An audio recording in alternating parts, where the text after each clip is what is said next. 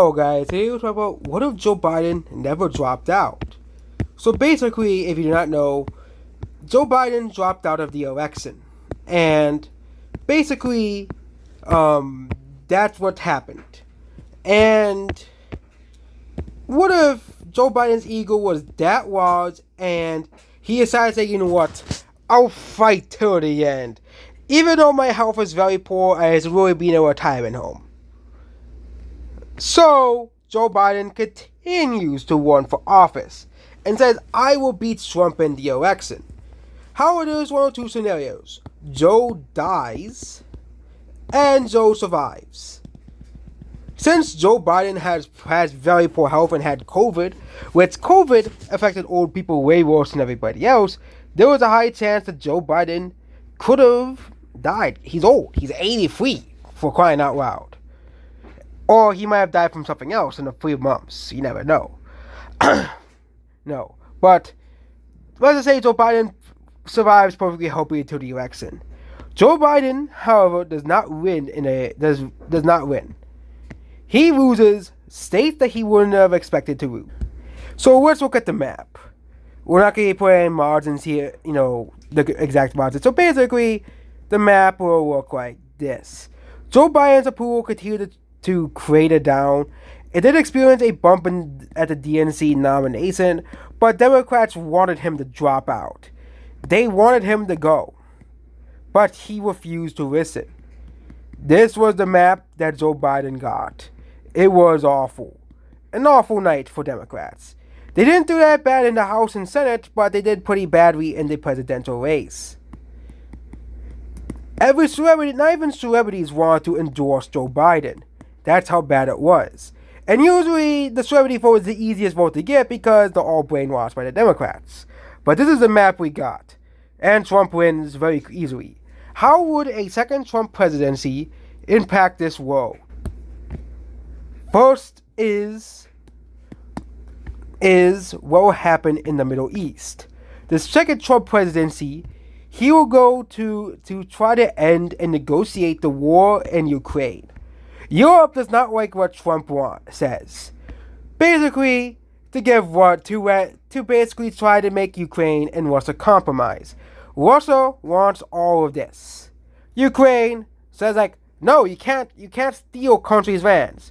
But Trump said, Ukraine, stop being and just let Russia do what they want. This causes NATO to be angry. And EU members and to say, USA, you need to go your separate ways from EU and NATO. No. But Trump does not support war. So Trump starts America's isolation mode. Next is to solve the Hamas war. Trump actually does not like what's happening in the Gaza Strip. He tells Israel to stop attacking Gaza. This causes Netanyahu and Trump to be at odds. And this causes Trump to support Israel way less. Because Trump wants to end the war in the Middle East. He doesn't want to continue it. So Trump says, yeah, we're going to stop supporting Israel. This causes a lot of Republicans to think, really? Israel is rightful land. So Israel decided, you know what, screw this. We'll start a war with Iran.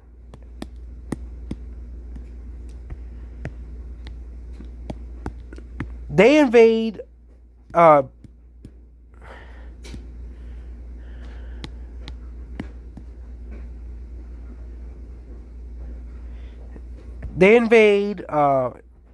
Palestine. However, the atrocities at this area continues to get worse, causes Iran and Egypt, causes all these countries and even Russia to intervene. Israel is becoming very unpopular on the world stage, and this is not going to make the case for Israel. The West doesn't want to help Israel because they are basically being destroyed by riots in the Western world over what's happening in Palestine. This causes to be so worse that an invasion of Israel begins and USA doesn't do anything. Israel feels betrayed by the United States government. They feel betrayed. So, the UN recognizes a Palestinian state and agrees for a peace treaty on how lands will be allocated for both Israelis, and Palestinians.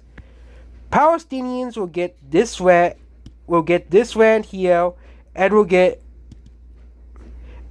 this land here.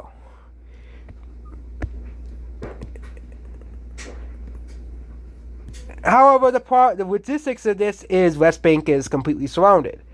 So they decided to basically, because Jerusalem is like right around here, Israel and Palestine are now separate countries. Also, Israel cannot attack Palestine anymore.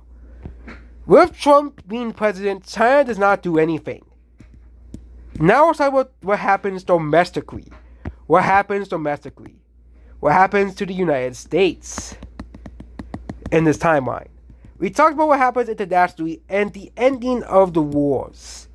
The USA, Donald Trump basically creates America into an isolationist. For the next 4 years, the world is relatively peaceful. European leaders who mocked Trump's decision to let Russia get what they want basically say, hey, there's no more wars happening. However, there was one brewing down here. Trump wants to deport 20 million illegal immigrants in the United States that were let in by Biden's open borders policies. Panama is willing to accept these people and deport them back to their own countries, alongside Colombia and Peru and Ecuador, as these countries want to end this humanitarian crisis. Also, El Salvador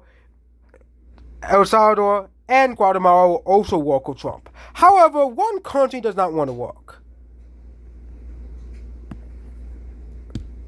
It's Mexico. That's because Mexico elected a far-left president. However, Trump reinstates the Remain in Mexico policy. And because America is much more powerful of a country than Mexico, well, Mexico will have to eventually submit. So Mexico says, okay, deal is deal. You send them back to these other countries and they'll do it. We don't want to have any part of this, but we will make our southern border is more secure. We're talking about Mexico's southern border, because the border towns even in Mexico do not like this. And they do not like, oh, these people, basically, yeah. But Mexico makes this some deal with America, and Trump just accepts. Trump will finish the border war with the help of Texas, and the border war is finished. The only problem is this is like the Rio Grande, but they finally do it. So Trump does deport a certain amount, especially especially everyone that's a criminal. Mexico actually does accept that one, but countries like Panama and stuff do really accept it. And they are just deported back to the countries of origins, especially like Venezuela and stuff. And that's what happens with the migration crisis. Also, the economy in America is way better than the Biden economy, and everything is much easier for Americans. It seems that America might be entering a golden age pretty soon with the economic boom as well. But now, Trump is no longer in office. It's 2029. Trump accomplished a lot in his second term,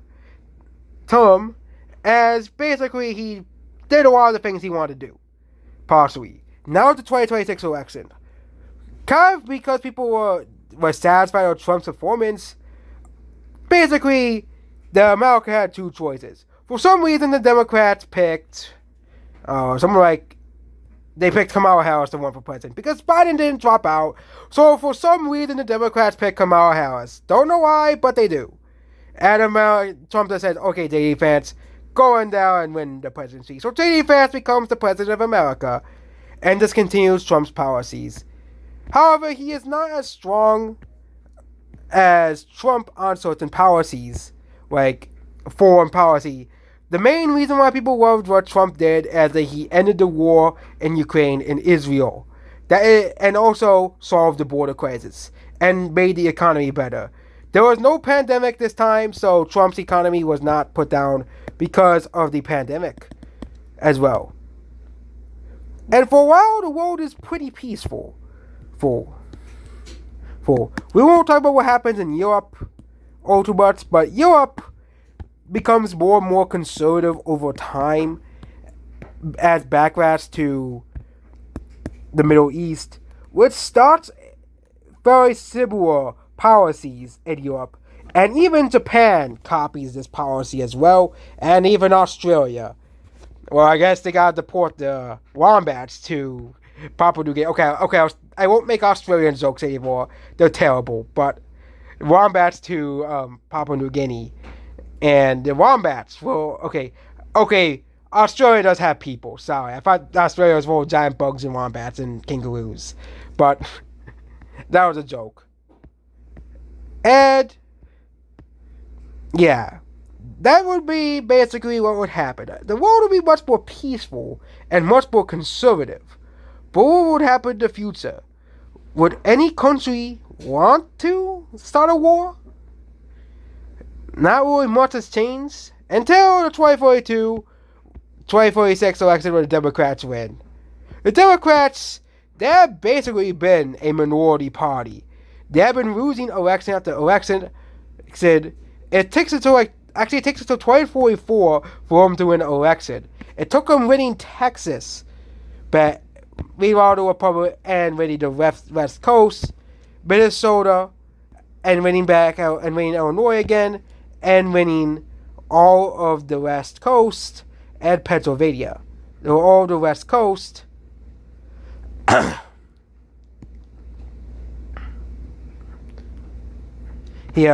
And they win North Carolina and Virginia. This causes them to win the election, despite losing New York and Florida. Also, they win these two states down here, and they, for some reason, they don't win Idaho. But this is what the election looks like. So, but we'll see what happens in the future. And goodbye.